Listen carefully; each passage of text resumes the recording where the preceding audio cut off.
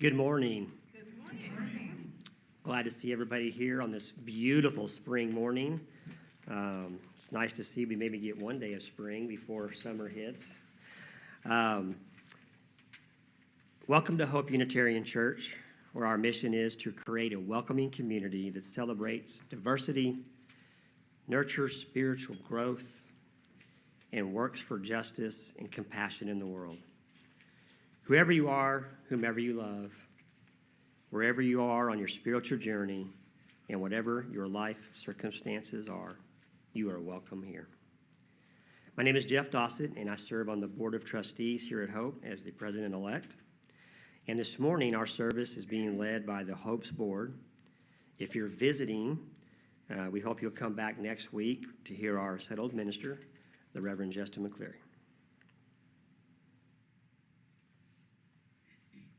If y'all would rise if you're able or willing, and we'll sing our hymn for gathering.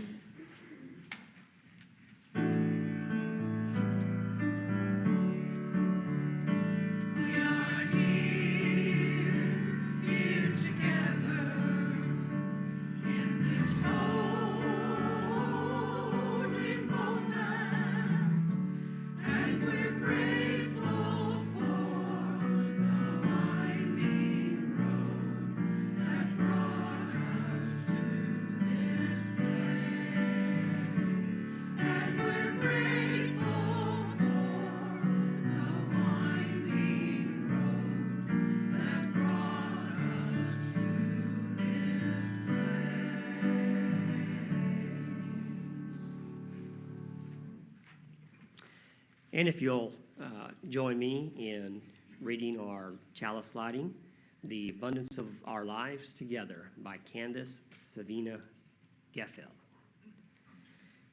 We light our chalice as a symbol of gratitude as we celebrate the harvest bunches together.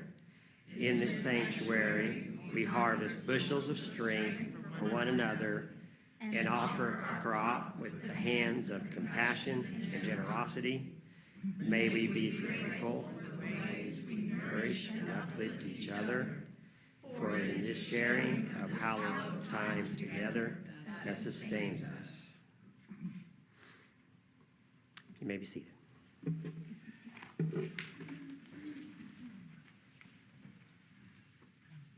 Hi, I'm Christy Chestnut Levine, Board Secretary. Our invocation is Reminders and Considerations by Leslie Takahashi.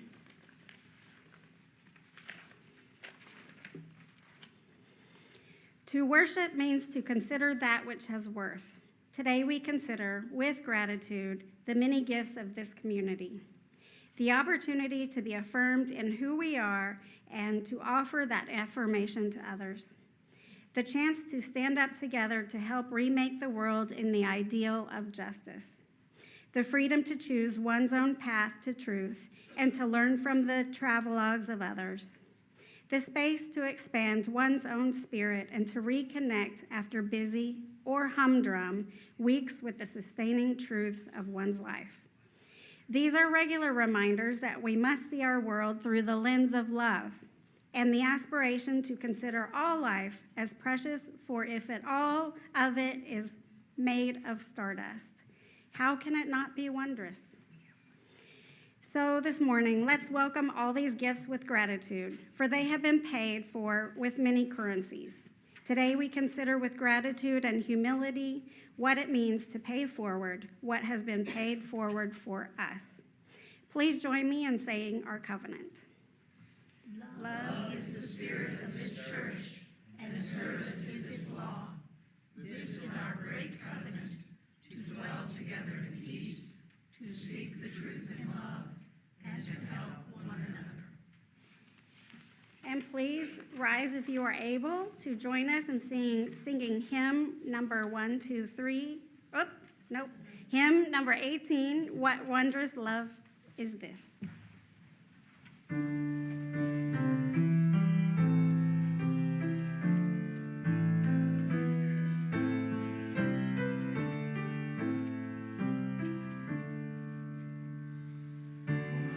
Wondrous love is this, oh my soul,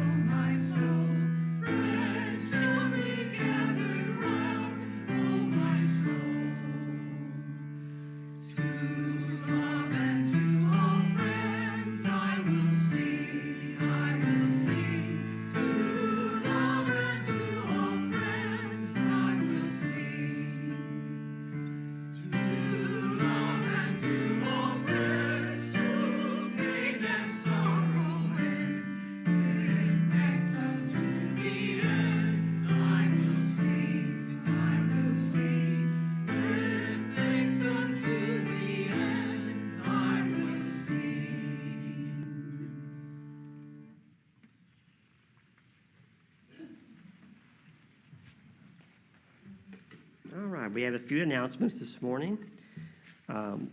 This coming Thursday, April the 2nd, is Women of Hope up here at the church. And I encourage anybody to come and have a little potluck dinner. And I believe it starts at 6 p.m. Is that correct? Correct, yes. All right. And then Saturday, April 4th at 10 a.m. is going to be a Gardens and Grounds cleanup day. And we're going to do a little trimming, a little weeding, spreading out some weed killer and some weed preventative and all kinds of good stuff, getting rid of the big mulch pile out back for Miss Rebecca, getting rid of that. Thank you. You're welcome. And just making our grounds nice and pretty, so if you would love to come and spend a couple hours helping us do that, we welcome anybody and everybody.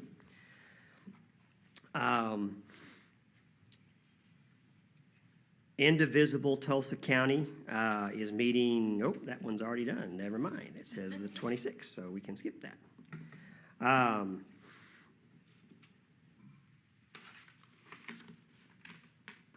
As everybody knows, you've seen all the signs around that we are in the middle of our pledge drive.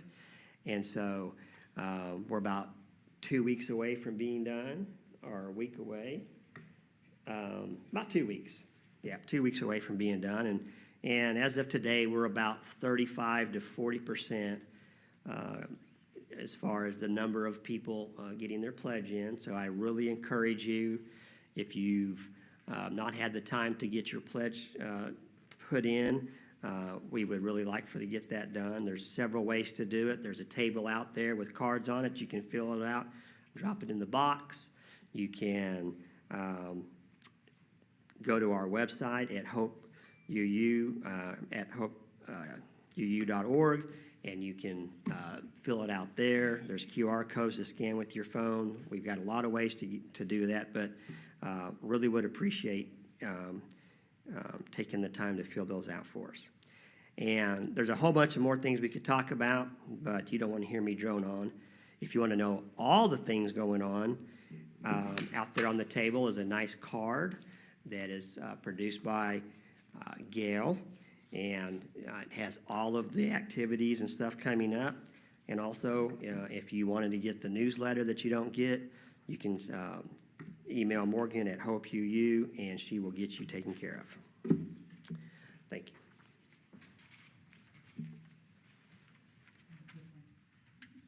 Oh, we do have a quick one. Okay, sorry. Next week is Easter Sunday, and normally we do like a musical type thing, but this year we're doing like a tribute to spring, and I just wanted everybody to know about that. It's going to be a mini choir concert / poetry readings, and we're going to have the kids involved, and we're going to have Justin involved, so it's going to be a fun time, and if you think about somebody that might enjoy coming, please feel free to invite them. Thanks.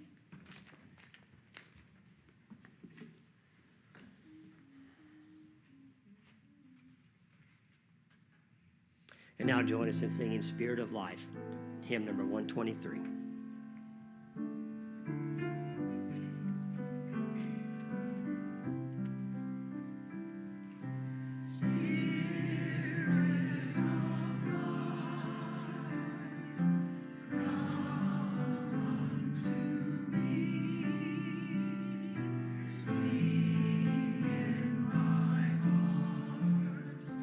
All the stirrings of compassion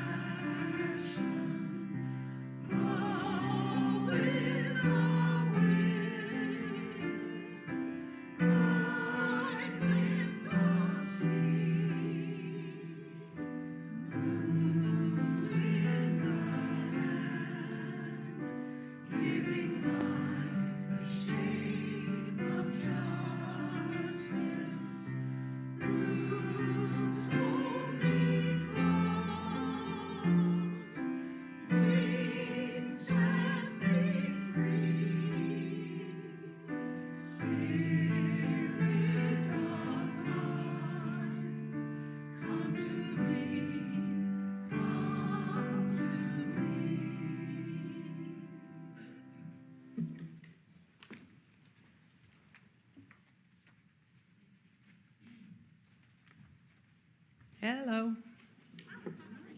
My name is Rebecca Jones, and I'm the Vice President for Finance and Planning. And this meditation is a responsive reading, so please respond with the golden italic words. For those who let us in, for those who greet us, and those who help us to our seats, we give thanks. For those who reach out into the wider community with us and on our behalf, we give thanks. For those who keep us organized and informed, we give thanks. For those who teach and care for our children, we give thanks. For those who feed us with breakfast, lunches, and cookies, we give thanks. For those who bring us music and laughter and lighten our burden, we give thanks. For those who care for us when we're sick or mourning, we give thanks. For those who lovingly tend our gardens and make this hill a beautiful place to be, we give thanks. For all who give of their time, talent, and treasure to support this beloved community, we acknowledge your vital and loving contributions and give thanks. And for those who come to church on a beautiful spring morning, and even though it's going to be the board running the service, I give thanks.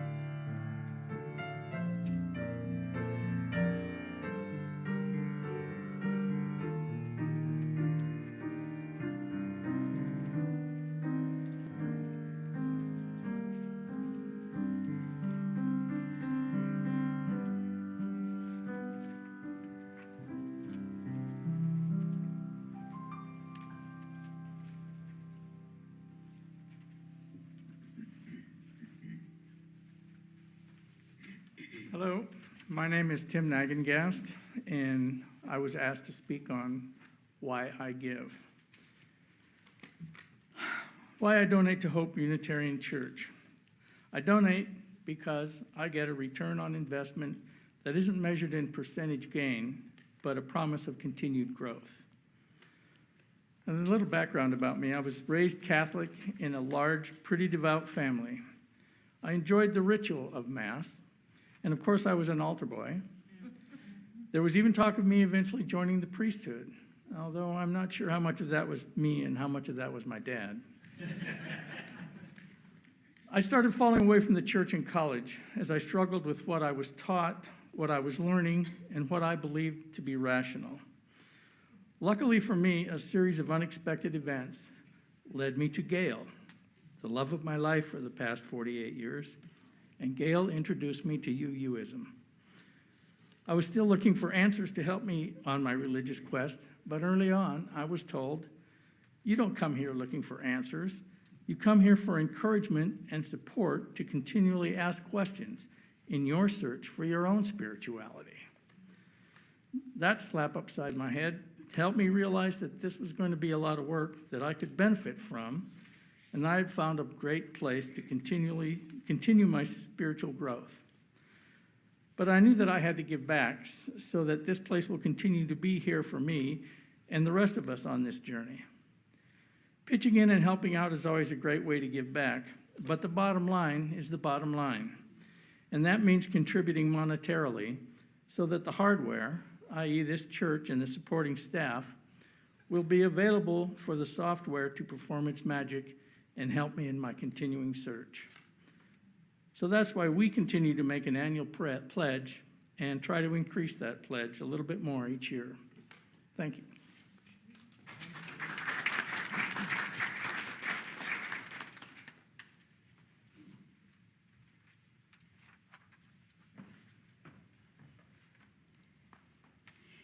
My name is Carol Young, and I'm a trustee on the board. It is story time for grown-ups now. When You Have More Than Enough by Dawn Starr Sarah's Borchelt. Once upon a time, there was a family. Maybe this family had not quite enough to eat, or maybe they had just about enough, or perhaps they had more than enough. You might not have been able to tell. They might not have been able to tell. Sometimes it's hard to tell if you have enough or not. It's hard not to want more or different things than you have. In any case, this family came together one day for a celebration, a feast, a time of gratitude. They gathered, as we have done, around a table. There was food. There was drink. There were flowers to remind them of beauty. And then there was a call from the gate outside their door. "Hello, we're hungry and thirsty, and we see you have a feast. May we come in?" Well, the family didn't know at first how to answer.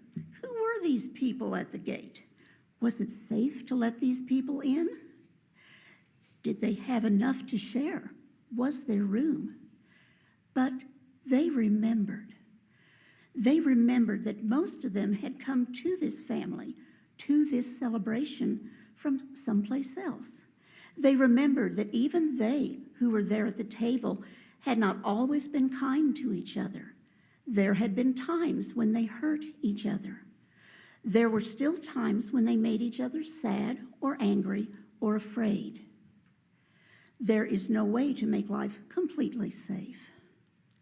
They remembered times when others had shared with them, even when the others might not have had quite enough of their own. They remembered when each new member of the family had been born, or come to stay, or married in. They remembered that they had always found a way to make room. And they remembered an old, old saying, "When you have more than you need, it is better to build a longer table than to build a higher fence." We have enough, they said. We might have more than enough. We are many and strong, for we all can hold a safe space here in our home for all who come. And so they went out of their door and to the gate in the fence. They opened the gate. They invited the people who were there inside. Inside, they pulled out another table and made the space for these newcomers. They covered it with a cloth, and the newcomers set upon it a dish full of something strange and fragrant and delicious, which was strange and wonderful to the family. Everybody shared, and there was enough. I want us to notice that we only heard one part of that story. We heard the story of the people who were in the family in the house ready to feast. We didn't hear the story of the people at the gate wanting to come in. We don't know who they were or why they were there and what they wanted to bring to the table other than the strange and wonderful food. When you hear other stories during this time of giving, let's think about those whose stories they are and whose stories they aren't, and what those other stories might have been.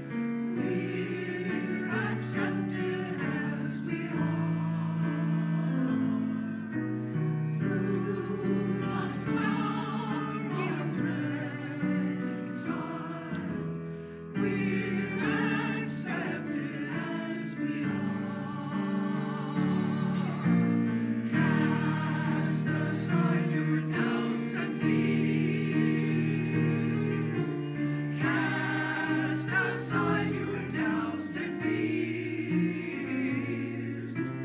Peace and love freely offered here. Cast aside your doubts and fears. We will tear down the walls. We will tear down every wall. Love has called us one and all. Love has broken down the wall. Love has broken down the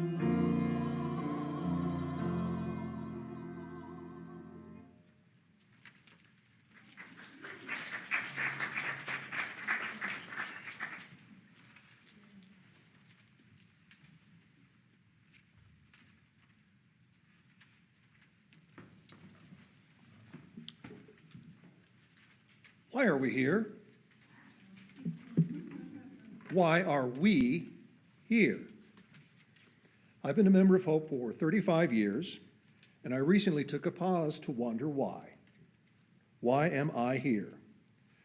For me, the answer is that life is a riddle and a mystery, and I have questions. What is the meaning of life? Why do bad things happen to good people? Why do good things happen to bad people? What happens to us when we die? How do we as rational beings deal with the irrational around us? How do we find order in a world seemingly filled with chaos? And it's no great revelation that religion builds systems and practices to bridge the gap between the natural and the supernatural. Speaking strictly for me, I struggle with the idea that events are controlled by a big daddy in the sky or even a hands-off creator who's a master of math and science and built the universe for us to manage or destroy. But that's just me. And it's not common creed that draws us here together. So I return to the question, why are we here? What brings us back Sunday after Sunday? Why do we form committees and go to meetings and plan lay services and ponder the great questions of life together? When I first came to Hope in 1991, many of the founding members were still here. In 1968, they had a vision for what Hope should be and would become.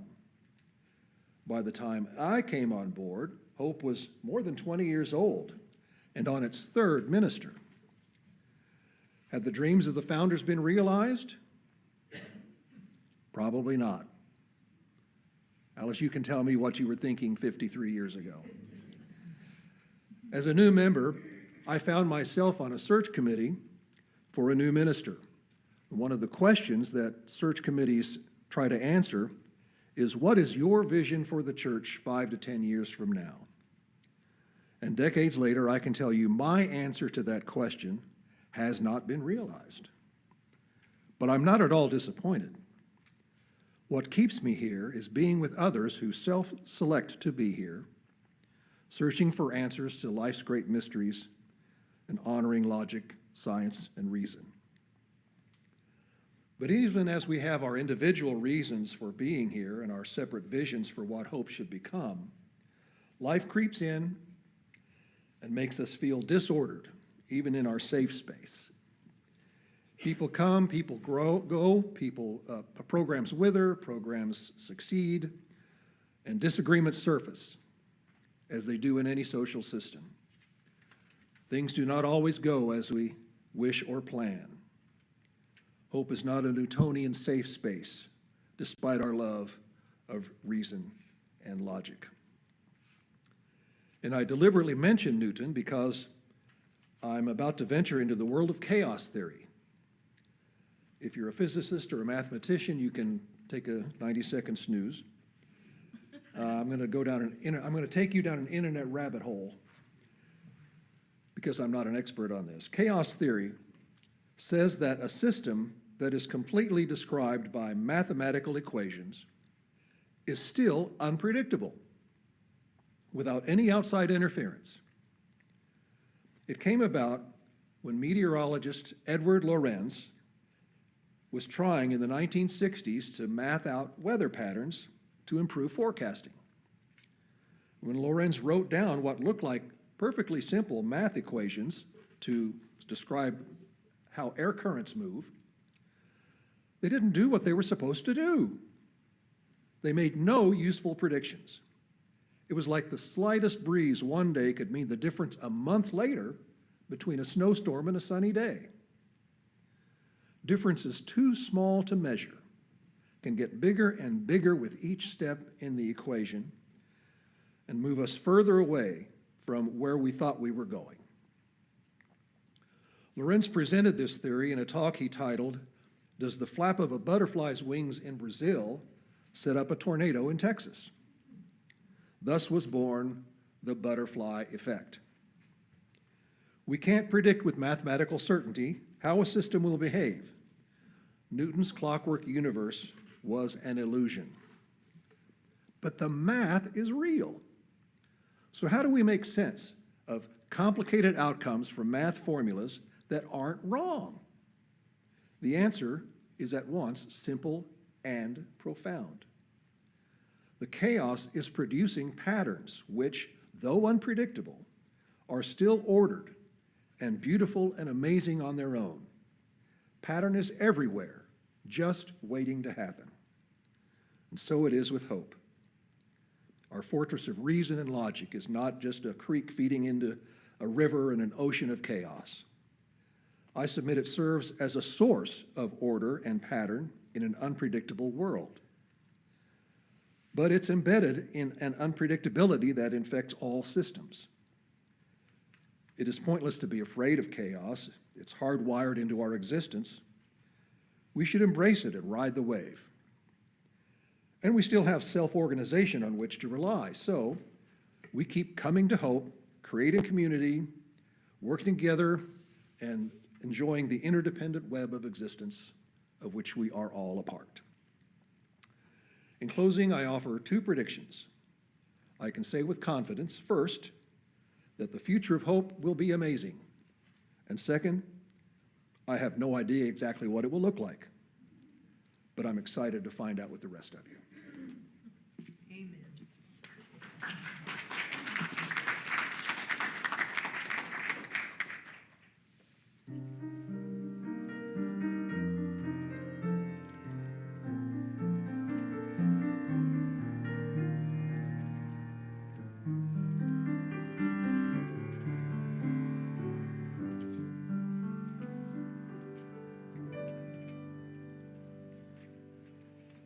Each month, we give our plate collection away to an organization active in supporting our wider community. This month's generosity recipient is Women in Recovery that provides an extensive outpatient alternative to incarceration for women, offering treatment, education, and support to help them rebuild their lives. All cash in the collection plate and checks with generosity in the memo line will go to Women in Recovery. Please give generously.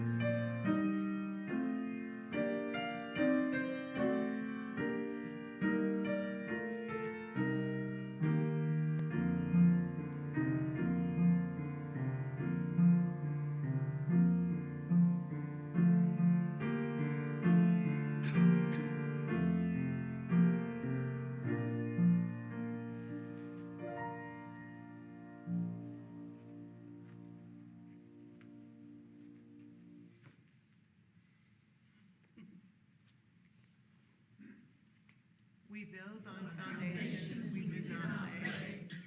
We warm ourselves at fires we did not light. We sit in the shade of trees we did not plant. We drink from wells we did not dig.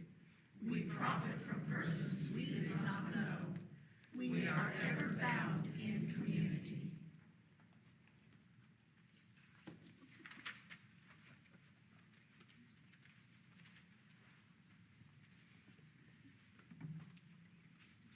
I'll speak up. Our closing hymn is number 1024. It's in the teal book in your chairs there. It's called When the Spirit Says Do. Please rise and body your spirit.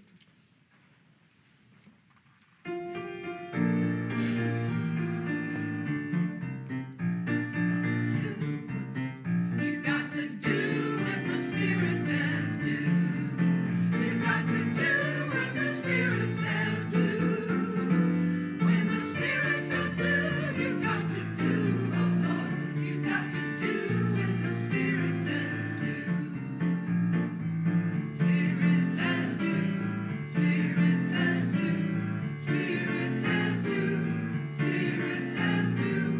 Spirit says do. Spirit says do. You got to sing when the Spirit says sing. You got to sing when the Spirit says sing. When the Spirit says sing, you got to sing, oh Lord. You got to sing when the Spirit says sing. Spirit says sing. Spirit says sing. Spirit says sing. Spirit says sing. Spirit says sing. Spirit says sing. You got to dance when the Spirit says dance. You got to dance when the Spirit says dance. When the Spirit says dance, you got to dance, oh Lord. You got to dance when the Spirit says dance. Spirit says dance. Spirit says dance. Spirit says dance. Spirit says dance. Spirit says dance. Spirit says dance. Spirit says dance.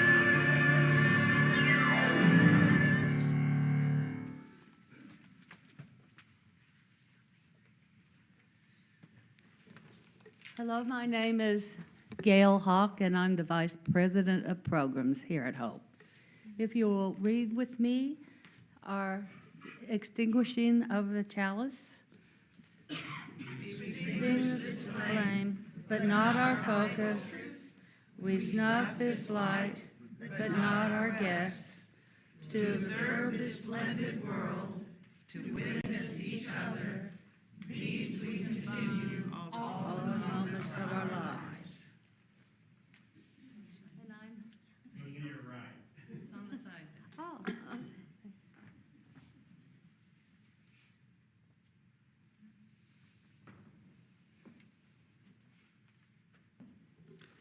The benediction for today. In this community, we give and we receive. May we go forth now to share the bounty of our love.